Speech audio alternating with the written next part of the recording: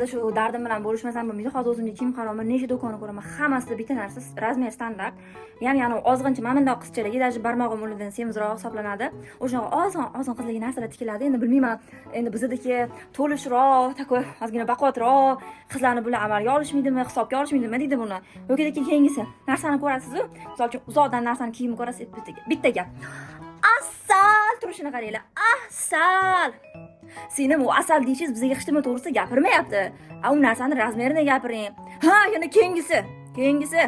Narsani, kiyimni narxini so'rasangiz, u 88 yildan keyin javob beradi. Keyin uni javob berish uchun yozadi. Direkt ishlamaydi deydi-da. Keyin Telegramga o'tishingiz kerak. Telegramga o'taman desangiz, silkasi ishlamay qoladi. Keyin yozsa ham 88 yilda yozadi o'sha aytganimdek.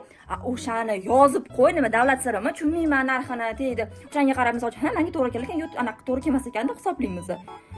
Vashi bor, nima qilish mumkin? Ha, yana bitta narsa esimga qolibdi.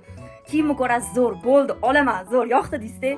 Orqasini shunday o'giradi, mashanda ochuvdi.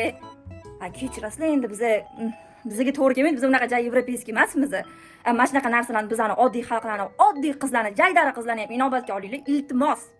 O'sha xuddi aytgandek, oldin pulim yo'q edi, razmerim bor edi, endi pulim bor, afsuski razmerim yo'q.